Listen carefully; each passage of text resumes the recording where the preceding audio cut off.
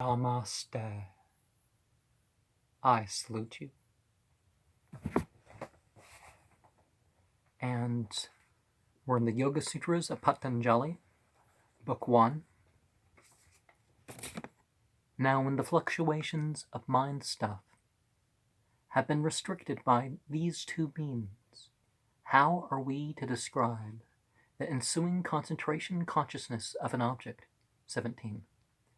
Concentration becomes conscious of its object by assuming forms either of deliberation upon coarse objects, or of reflection upon subtle objects, or of joy, or of the sense of perception, or the sense of personality. Okay. Deliberation, vitarka, is the mind stuff's coarse, direct experience, abhoga, when directed to its supporting object. Reflection, vichara, is the subtle, direct experience. Joy is happiness. The sense of personality is a feeling, sambid, which pertains to oneself, wherein the self and the personality are one. Of these four, the first, that is deliberation, which has all the four associated together, in concentration, deliberating upon coarse objects. The second, that is reflection, which has deliberation subtracted from it, is concentration reflecting upon subtle objects. The third, that is joy, which has reflection subtracted from it, is concentration with the feeling of joy. The fourth, that is sense of personality, which has this joy subtracted from it, is concentration, which is the sense of personality and nothing more. Particular pursuit of happiness cult. If you've seen some of my tweets upon things on Twitter, you'd see. So obviously, the feeling of joy. There's more to life than the feeling of joy. The fourth, that is sense of concentration, which is sense of personality, nothing more. All these kinds of concentration have an object upon which they rest. After having mentioned the means, apaya, in order that he may state what now may be attained by these means, apaya. In all its variations, he acts now by these two means, 17. Conscious by assuming forms, either of deliberation, or of reflection, or of joy, or the sense of personality. Sense concentration, not conscious of an object, is preceded by concentration, conscious of an object. He describes the first concentration, conscious of an object. The generic nature of concentration, conscious of an object, is to be learned from its association with the forms of deliberation, and of reflection, and of joy, and of the sense of personality, as they are in themselves. He explains deliberation by the words, the mind stuffs. The direct experience, abhoga, of an object is an insight, prajna, with the direct perception, sakshatkara, of the thing itself, and this is the course, because the object is coarse. For just as an archer, when he is a beginner, pierces first only a coarse, and afterwards a subtle target, so the yogin, when a beginner, has direct experience merely of some coarse object of contemplation made of the 5 material elements. For example, four-armed, and afterwards a subtle object. Likewise, the subtle direct experience, when directed to its supporting object, is a reflection upon an object which is either the unresolutable primary matter, alinga, or the resolutable matter, linga, or the 5 tanmatra, which are the subtle elements, the causes of the coarse elements. Four-armed. It says Vishnu, but I'm reminded of a type of spirit that resides in Mount St. Helens. standing upright, much like a man, but six-armed. But, like totally not human, obviously.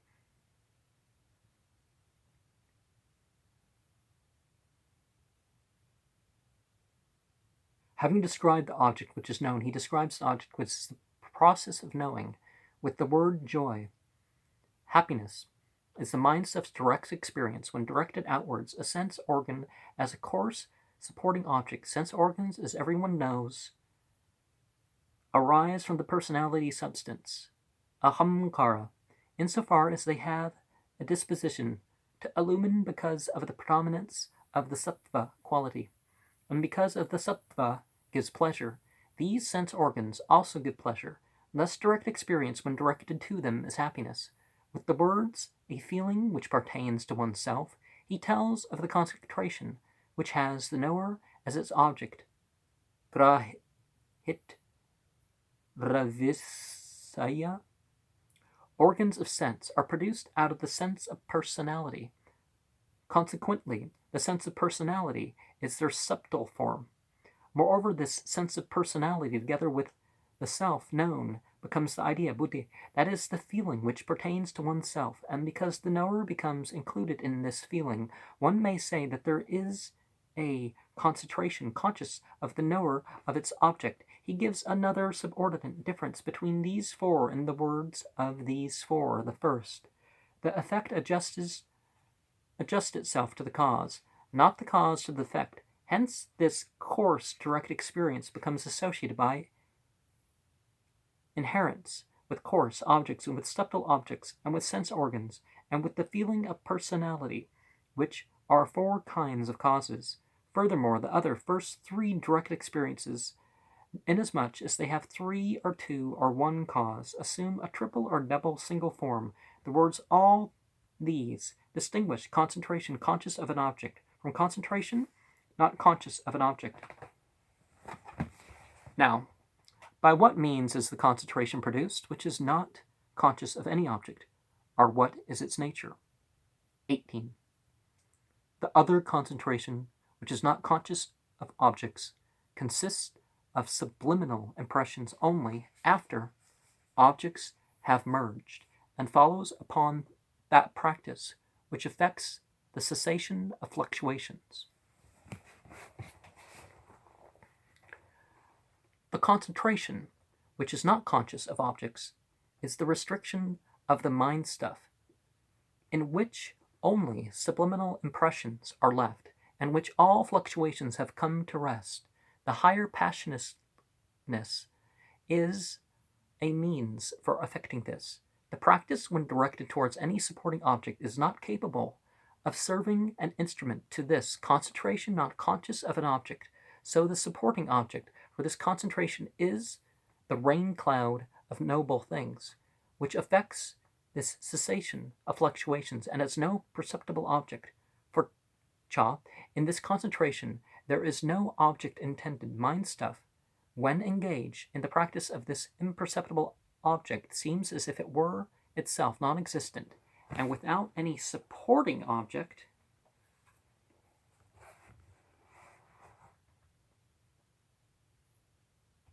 thus arises that concentration called seedless, without sensational stimulus, which is not conscious of objects. It's important to distinguish the different levels of how you're approaching things, and that's one of the purposes of yoga, right?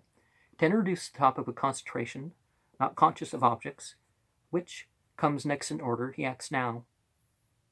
18. The other consists of subliminal impressions only, and follows upon that practice which effects the cessation. The first clause follows upon the fluctuations, relates to the means, and the last two words from the other two merged relate to the thing itself. The middle words from consists to only are discussed in the words all fluctuations. He discusses the first clause in the phrase the higher, this. The cessation is the non-existence of fluctuations. That which affects this passionlessness is the cause of it. The practice of it is the repeated pursuit of this cause. The concentration is that which follows upon this same pursuit. If it should be asked why lower passionlessness is not the cause of restriction, the reply is in the words of when directed towards any supporting object. A cause ought to be homogeneous with its effect, not heterogeneous.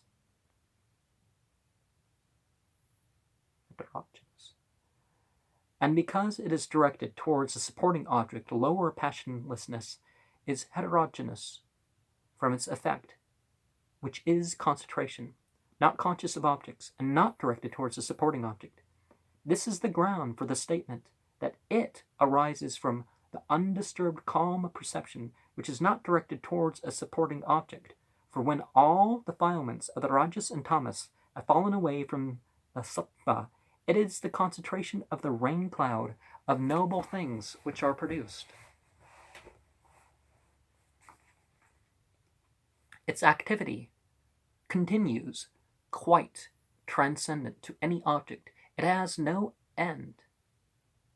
It beholds the taints in objects, and because it altogether rejects all objects, it remains grounded in itself, and so is not directed to any supporting object, and thus it may be consistently be the cause of the concentration wherein subliminal impressions only are left, and which is directed to any supporting object because of the homogeneity between restriction and the concentration, not conscious of objects. This is his meaning. Coming to be directed to a supporting object, alambana, is coming into independence upon an object, achrayana. It seems as if it were itself non-existent because it does not perform its functions as a fluctuation. It is seedless, that is, not directed to any supporting object. Another interpretation might be that seedless is that from which the seed, namely the latent deposit of the karma from hindrances, has passed away. The same concentration is, as everyone knows, of two kinds. It is produced either by spiritual means, Book 1, verse 20, or by worldly means. Of these two, that produced by spiritual means is the one which the yogins who are on the way to isolation attain. Well, annexion of the spiritual is the physical, and you really can't separate the two, just like you can't separate the life and death process to the physical means. But anyways, 19. Concentration, not conscious of objects, caused by worldly means, is the one to which the discarnate attain, and to which those whose bodies are resolved into primary matter attain. The discarnate, that is, the gods, attain to the concentration not conscious of objects, which is caused by worldly means. Now, not everything that is not physical is God, but this is how the English referred to people, the light beings and the fire beings, because certainly the devas and the asuras were given attributes, were treated as gods, and God was treated as them, so, there's a lot of reason for confusion. So, for insofar as their mind stuff uses only their subliminal impressions, they experience a quasi-state of isolation, and then pass beyond the period during which the fruit corresponding to their own subliminal impressions ripens for their enjoyment. But at the end of this period they must return to the world. Likewise, these whose bodies are resolved into primary matter experience a quasi-state of isolation, during which the mind, chetas, with its tax, is still undone, is resolved into primary matter, but this lasts only until the mind stuff, under the pressure of its fulfilled tax, returns to the world. In order to show what is to be accepted and what rejected, he points out with the words, this same, as everyone knows, a subsidiary distinction to be found in the concentration of restriction. The word this means the concentration of restriction. It is of two kinds. It is produced either by spiritual means, Book 120, or by worldly means. He refers to that concentration of restriction produced are caused by faith and other means, as will be described, Book 1, verse 20. The word, bhava, is undifferentiated consciousness, avidya. It is called the world because living beings are born or grow, bhavante, in it. Those whose wishes have been fulfilled, ta usit ika, ta us teka, who have attained to passionlessness, find the self, atman, in the not-self, either in the elements, are the sense organs, which are evolved effects, vikara, are in evolving causes, prakriti, which are undeveloped, primary matter, are in the personality, substance, are in the 5 fine substances, tan, matra. The concentration produced by worldly means is the concentration of restriction produced or caused by the world. Of these 2 concentrations, that produced by spiritual means is for yogins who are on the way to liberation. By specially mentioning the fact that spiritual means are for yogins, he denies that the other means have any relation with persons who are merely desirous of liberation, that is, who are not yogins. To whom, then, do the worldly means appertain? He replies to this with the Sutra 19. Caused by worldly is the one to which the discarnate attain, and to which those are resolved into primary matter attain.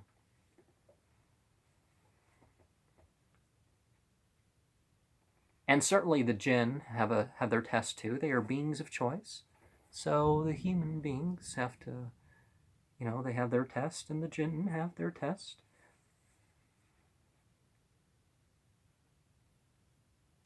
In other words, this concentration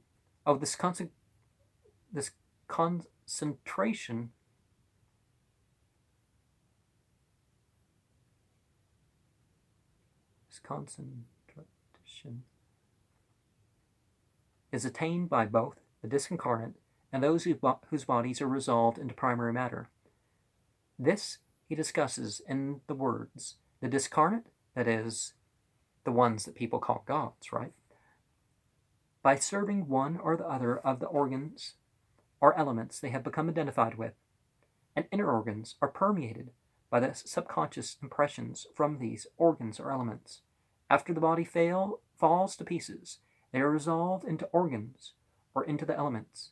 Their central organs, manas, contain nothing left but the subliminal impressions, and they are stripped of the outer 6-sheathed body. Thus they may be termed discarnate, for insofar as their mind stuff uses only their own subliminal impressions, they experience a quasi-state of isolation. Being discarnate, they attain to this. And the dissimilarity of this state with isolation is in the absence of fluctuations. Its dissimilarity is in the presence of subliminal impressions with their task unfulfilled. In some manuscripts there is the reading by the enjoyment of nothing but subliminal impressions. The meaning of this word be that of which the enjoyment is nothing but subliminal impressions. The meaning is that there are no fluctuations of mind stuff. When they have reached their limit, they pass beyond or go beyond the period during which the fruit corresponding to subliminal impressions ripens. Yet once again they enter the round of rebirth, and so it has been declared in the Vayu Purana, 10 periods of Manu. The devotees of sense organs remain here below, a full 100 worshippers of elements.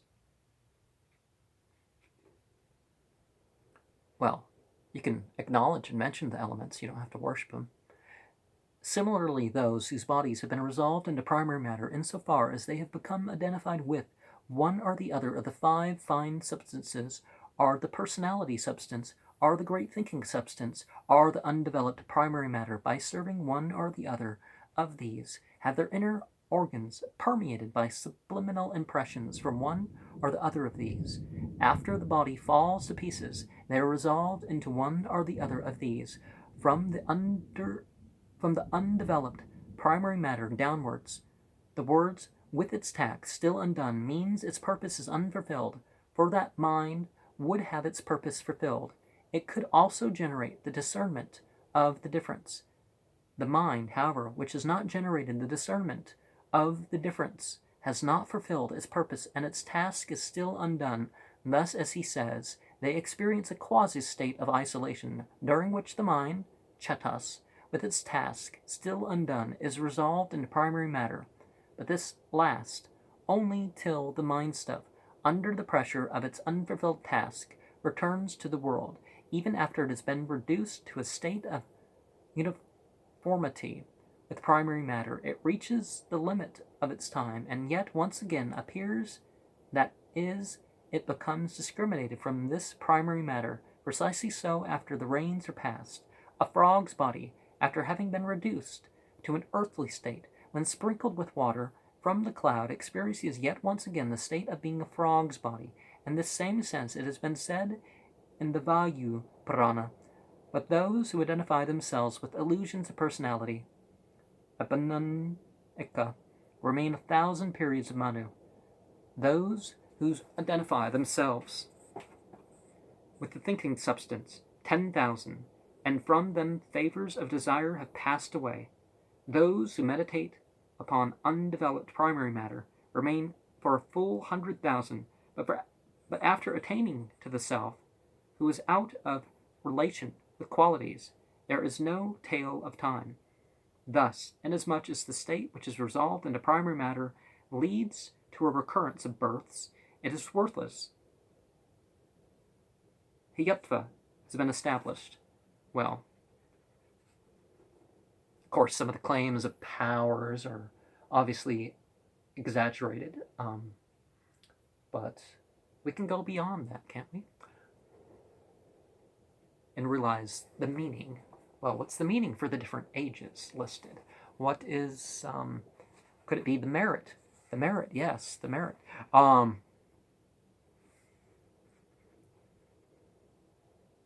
20. Concentration, not conscious of objects, which follows upon belief and energy and mindfulness, and concentration and insight, is that which the others, the yogins, attain. That concentration, not conscious of objects, which is caused by spiritual means, is that to which yogins attain. Belief is the mental approval of concentration, for like a good mother, it protects the yogin. For him, thus believing and setting discrimination before him as his goal, there is the further attainment of energy. For him who has reached the further attainment of energy, mindfulness is at hand. And when mindfulness is at hand, the mind stuff is self-possessed and becomes concentrated. When his mind stuff has become concentrated, he gains his portion of the discrimination of insight, by which he perceives things as they really are. Through the practice of these means, and through passionlessness directed to the end, there finally arises that concentration which is not conscious of any object. But for the yogins, he describes a series of means for the attainment of concentration, which follows upon 20, which follows upon belief, energy, mindfulness, concentration, insight, is that to which the others attain.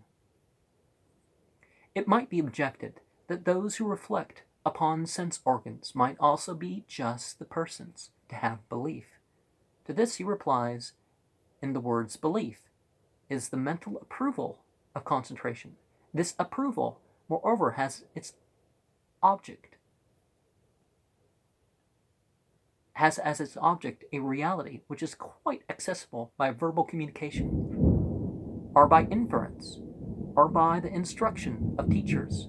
For it is this mental approval which is itself an extreme delight and a great volition. That is called belief. Those who are under the illusion that the self is in such things as sense organs have not an extreme delight, because it is a disapproval of concentration which they feel. The reason for this disapproval is that it has its origin in downright infatuation. This is the meaning. Why does he speak of just this particular belief in concentration, not conscious of objects? He replies, for like a good mother, it protects the yogin from calamities which follow upon a deviation from the way.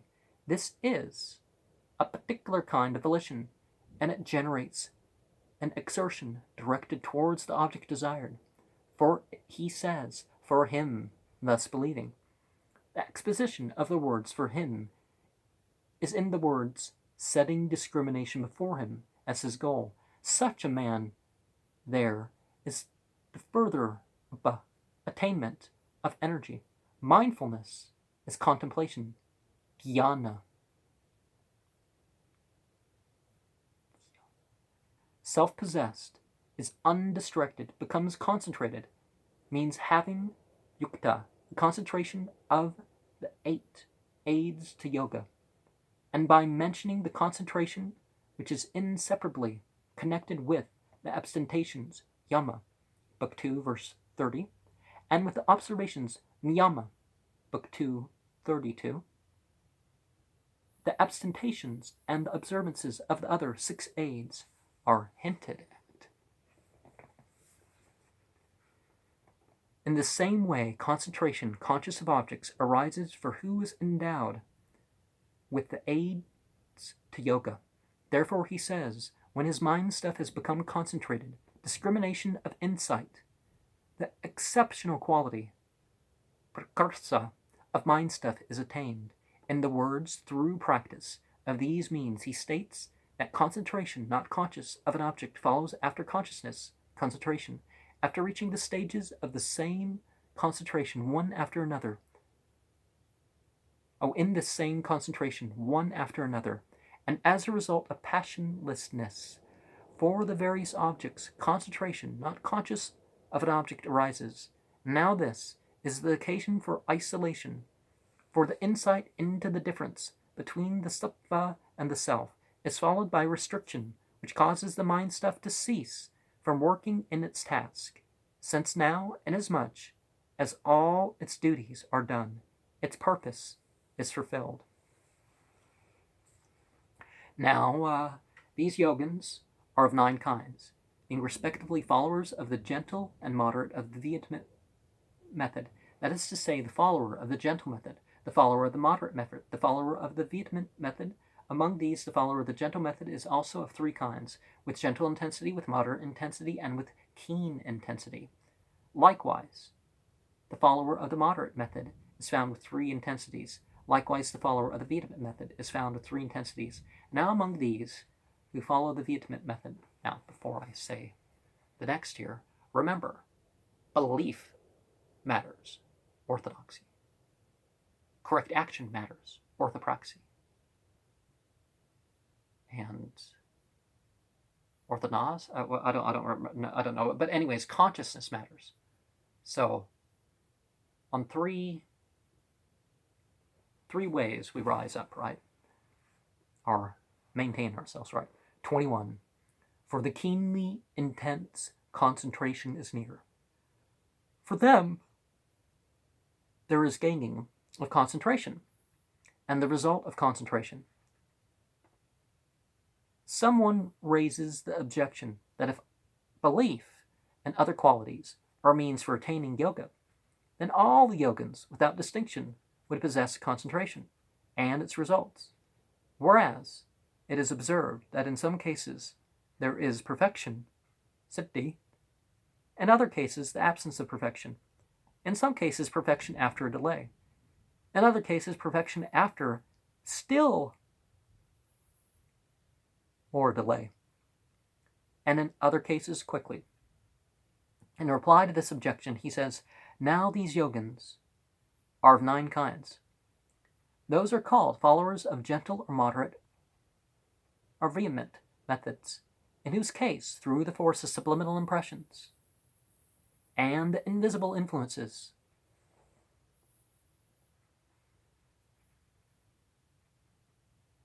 adrusta of the previous births. The methods, that is belief and other means, become gentle or moderate or vehement.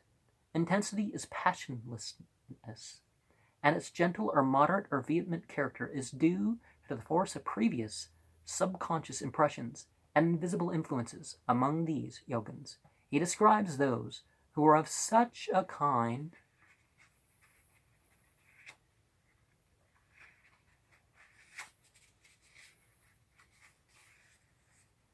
that perfection is for them very quick.